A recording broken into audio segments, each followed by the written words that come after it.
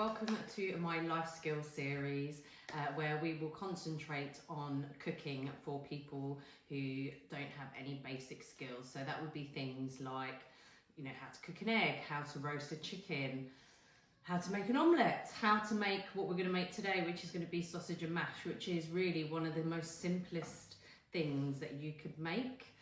I wanted to make this series as part of my Miss Great Britain campaign because I've really been struggling to find a charity that helps with basic life skills for people. It doesn't mean that you have to be young or old.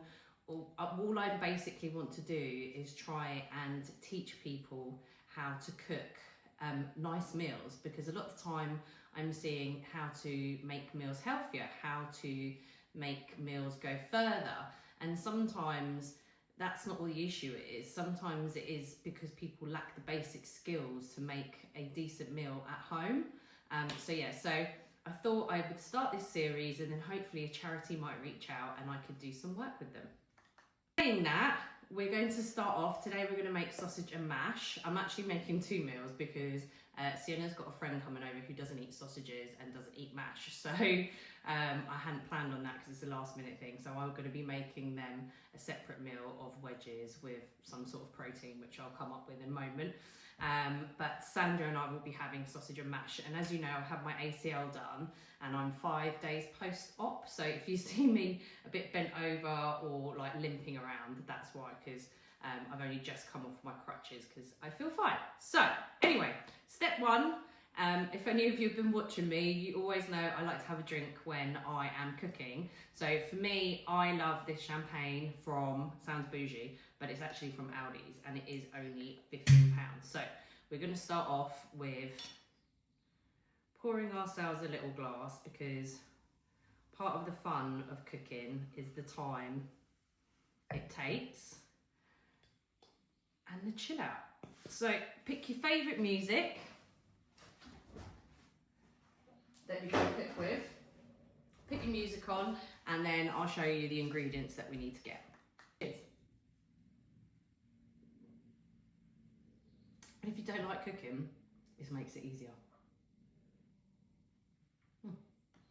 Start off with the red onions because we're going to make our own gravy. So I've got 2 red onions here, and basically what I'm going to do, I'm going to tell you what I do with them, and then I'm just going to do a video which I'll then speed up so that you don't have to watch me chopping and stuff. So I'm going to slice these, pop these in here, and we'll go from there.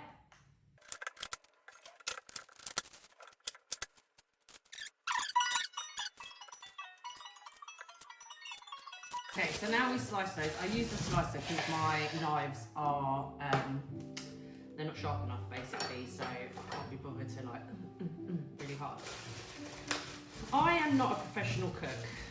What I am is a professional eater. I love food, so if you're wondering why I should teach you to do this stuff, anyone can teach you to do this stuff, but I want to teach you because it amazes me how many people don't know how to cook, and I just think it's wild. Like, my parents are Italian, so my mum taught me to cook Italian food, but we never ever had, that's a bad potato, we never had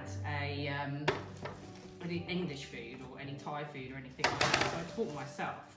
And TikTok is amazing for showing you recipes and stuff and, you know, learning how to do things, but I think you really need to love food to be a good cook. I really do have a passion in it, so I'm not a professional cook by any means, but I will show you some little shortcuts that I do.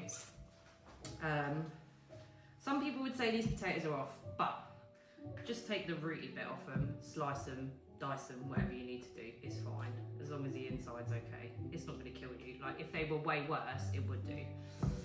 But I'm going to slice them, so there we go.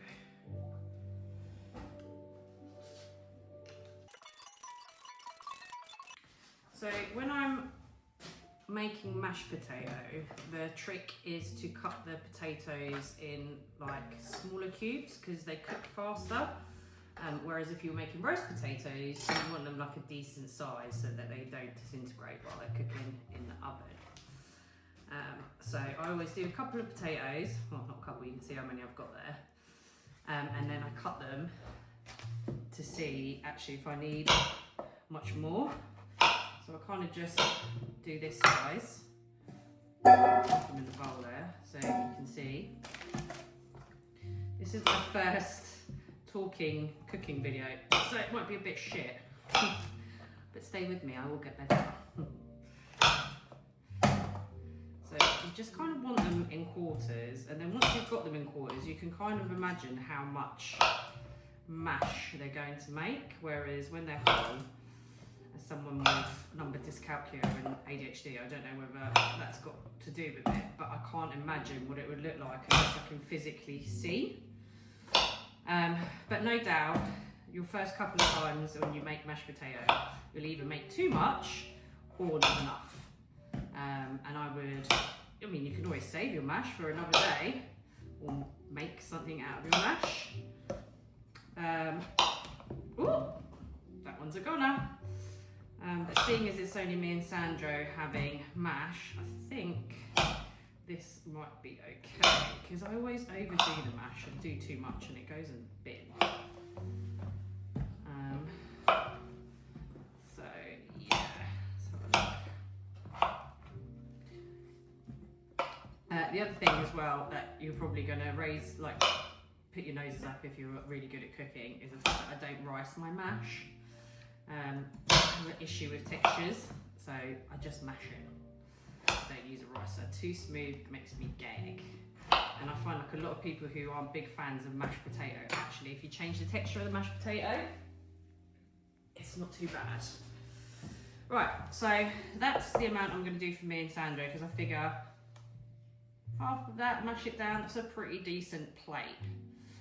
So we've got our onions prepped, we've got our potatoes prepped, and then I'm going to prep some wedges for the kids as well.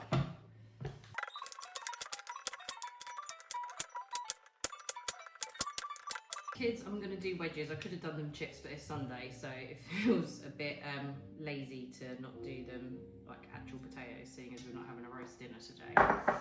So I am putting in some olive oil, some garlic Italian seasoning. You can use any seasoning you want. Just season your food. Like in the UK, there seems to be like a thing that salt is bad and seasonings are this and kids shouldn't have this. Like, flavour your food for your children, because when they grow up, they're really going to struggle. So we've got some garlic Italian there, we've got some garlic salt.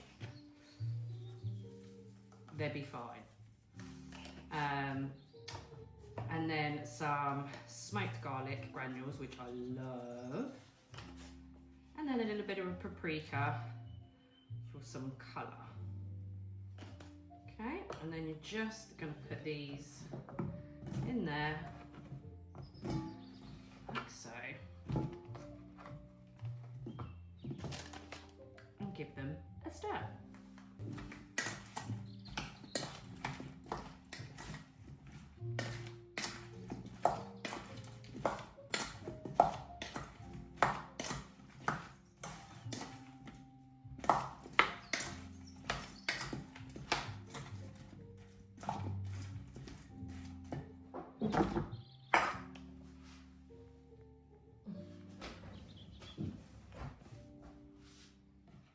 Asking why I'm throwing away perfectly good food.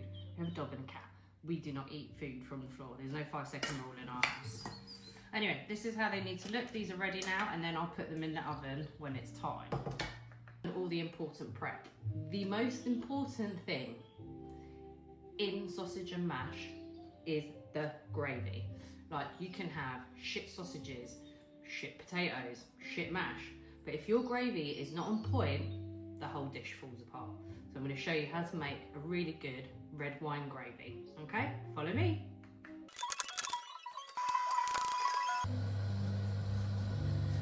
So we're going to melt the butter, okay, and then we're going to put our onions in here, and we're also going to use some minced garlic. I use minced garlic because I'm lazy and I can't be bothered to mince my own.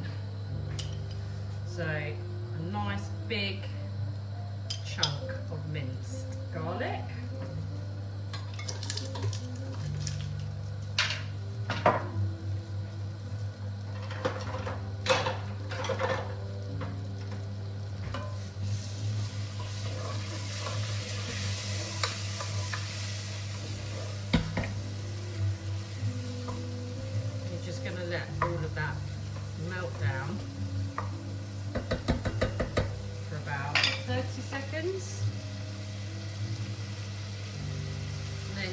your onion. Just going to put that in.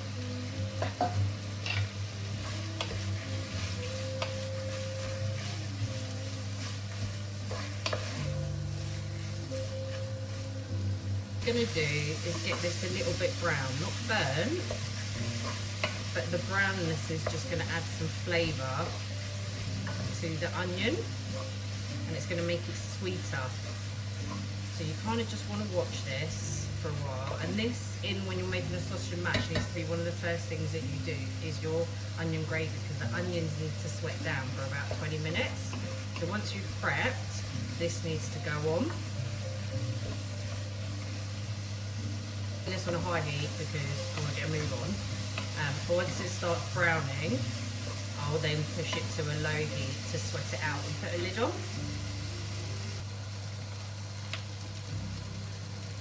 So now you can see they're browning. If you can see that. So we're going to season again with my smoked garlic, because I love that shit.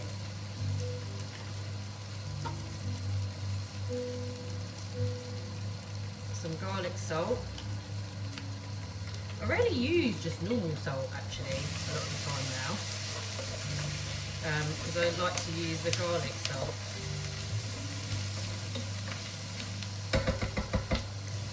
And then once we add all the extra bits to this, it's going to be quite salty anyway, so we're going to turn that right down to a number 3 because I've got quite a big pot.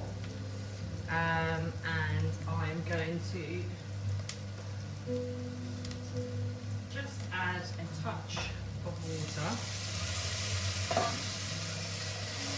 That will help it sweat and go all over my cooker.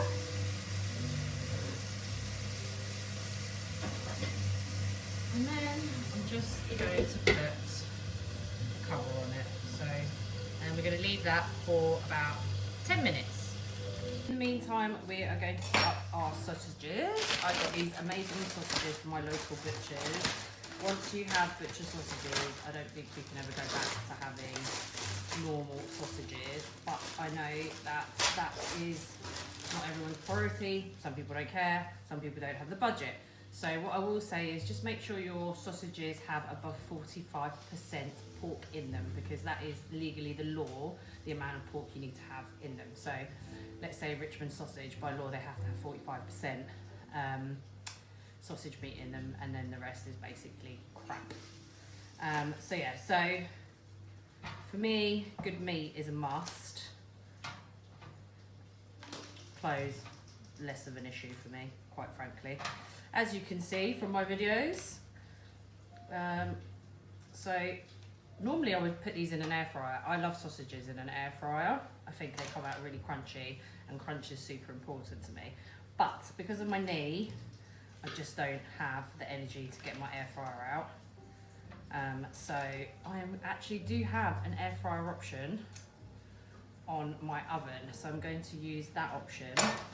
And what I've done is created like my own air fryer thing, where rather than them sitting in their own fat, they will sit on a tray like this and the fat will drip down and just make them more crunchy. So I'll probably have 3, Sandra will have 4.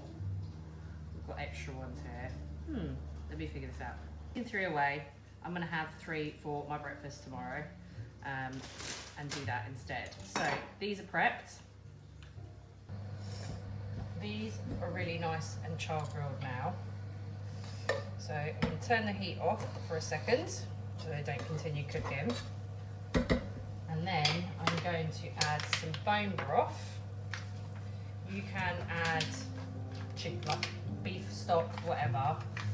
Just don't use chicken, obviously, because you're with a red meat.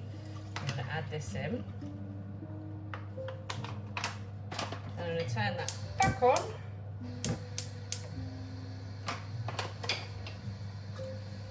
Give that a stir.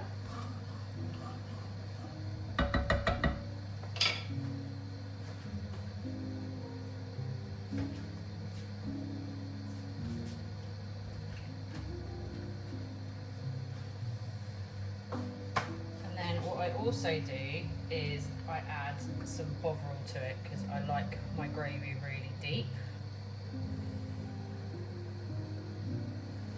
Put in as much as you want or as little as you want.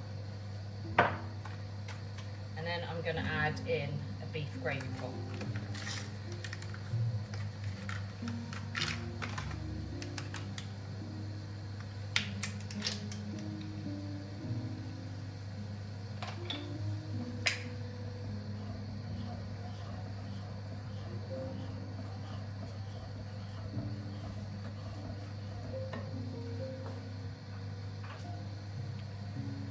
Boiling hot water.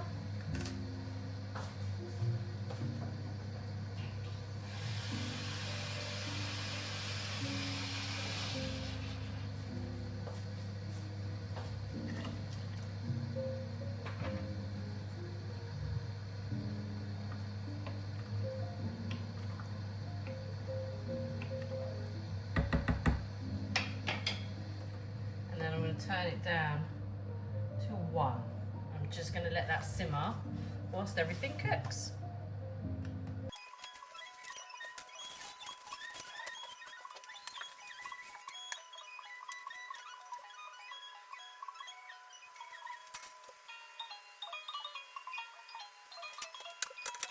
Now we are going to, this is a bit wonky, we're going to boil the potatoes for the mash. So we're going to put these in the pan like this. We're going to fill it up with, I like to do boiling hot water because I haven't got time to wait for that water to heat up.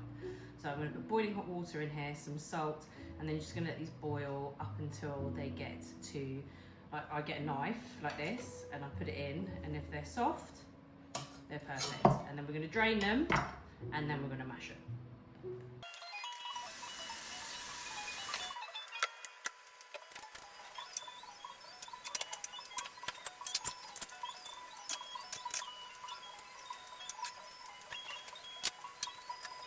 I forget to say is how long to put the sausages in for. So I've put them on air fry for 30 minutes in my oven, but if I was using my air fryer, I would probably do 40 minutes in an oven, 40 minutes. I'm going to do them for 30, then turn them over so they're nice and brown, and I do them about 200. We're going to get our vegetables ready. I've got some purple sprouting broccoli because it is in season, so I do try and use things that are in season. And then we have runner beans because this is all Tiana eats. So runner beans, purple sprouting broccoli. And what we're going to do, we're going to put those in the air fryer oven where the sausages are. I'm not going to do all of these because I am doing a chicken bake later on in the week. So I'm going to take a few of these out. Honestly, does anyone cut the bottom off these? I don't. Once they're cooked, aren't they? These don't smell the best, to be fair. What's the date? 24th, today's 22nd. They're in date. And take a couple of these. And we're going to wash. We're going to wash our vegetables, people. Because it's dirty, dirty, dirty, dirty if you don't wash your vegetables. So I'm going to keep those for next time, later on in the week. They help you, dog. You're not getting any of these vegetables. And I'm going to give these a rinse, and then I'm going to show you what I'm going to do with them. I'm going to show you these are not ready. You see how it's still hard? They're not ready. That one's ready. If you get resistance, it's not ready.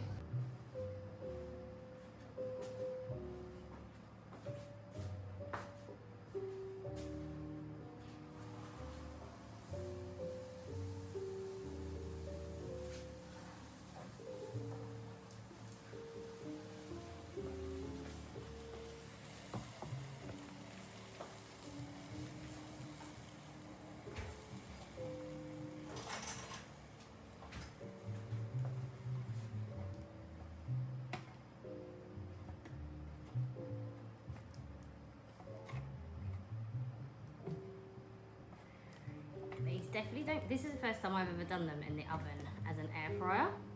They definitely don't come out as crunchy. Like I like that crack that you get from the air fryer. And I like my sausages brown. Do not give me an anemic sausage. I'm gonna send that back with a nice browned sausage. These are gonna go back. These have got 9 seconds left, but they probably need about another 7. Oh, they got 9 minutes, so we check them in 9. Woo! Just give myself a facial.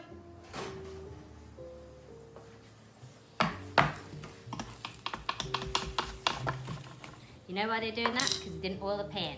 Oil the pan, people.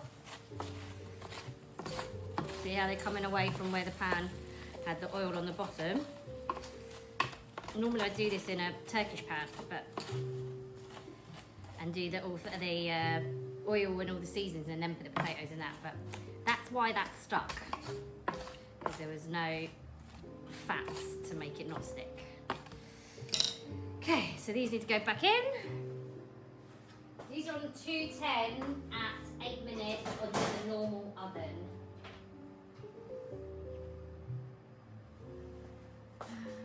And then we just wait for everything to cook now.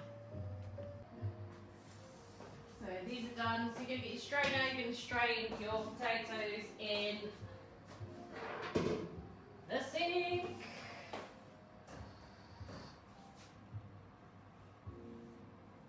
Careful because your pan is going to be hot, so make sure you're using something.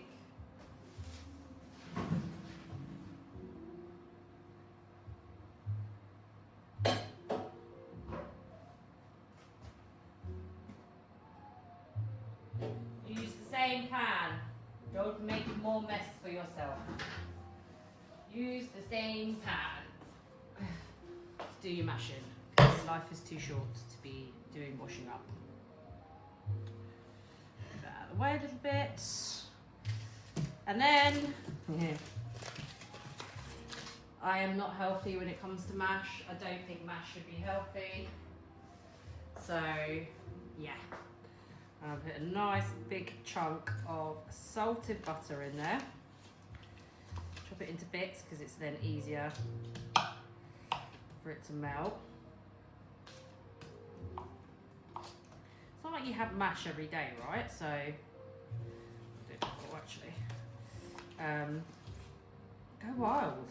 If you were having this every day, then obviously make it a bit healthier, but I don't have mash every day, so I assume most people don't have mash.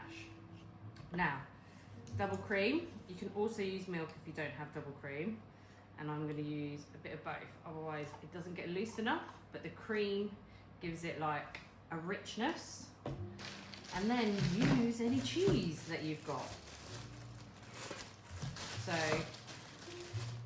I've still got some Parmesan. Could grate this, but I'm too lazy. So I'm just going to crumble this in.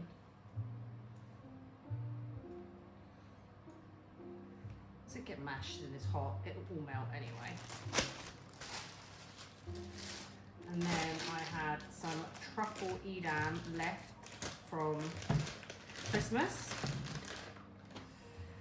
If it's not mouldy, I'm eating it. It's cheese. Cheese is supposed to be mouldy, like, not being funny, like some cheeses have to stay in certain places for like 2 years.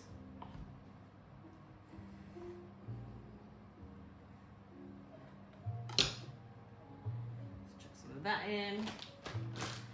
The cheesier the better for me. And then I have some cheddar and mozzarella as well that I'm just gonna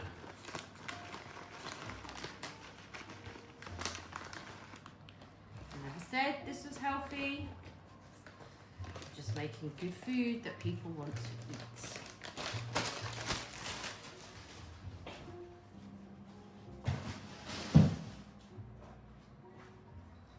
And then I am going to add a little bit of milk to loosen it up.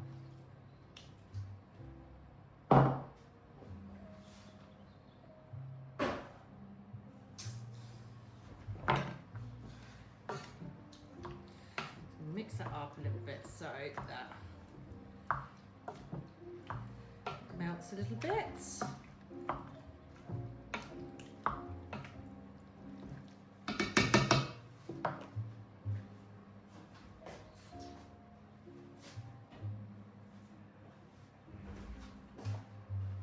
In the meantime, I'm going to put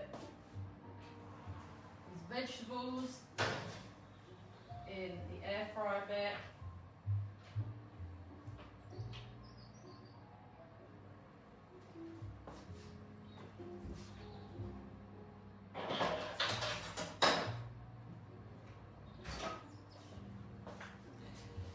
And then I'm going to mash.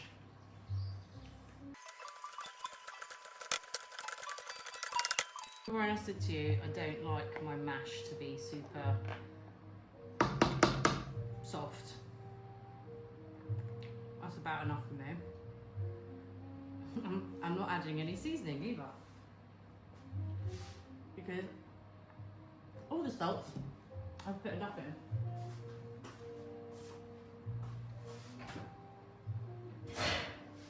One of those cheeses had truffle in it.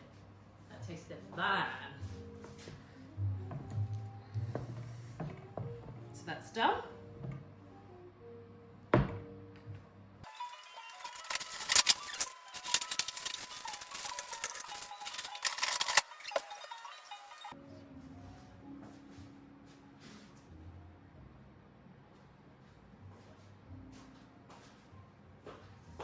If your gravy is too watery, get some pesto.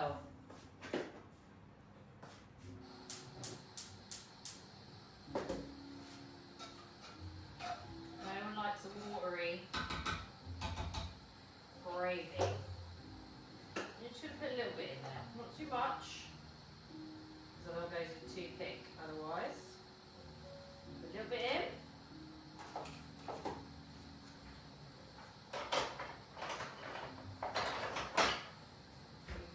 Stir.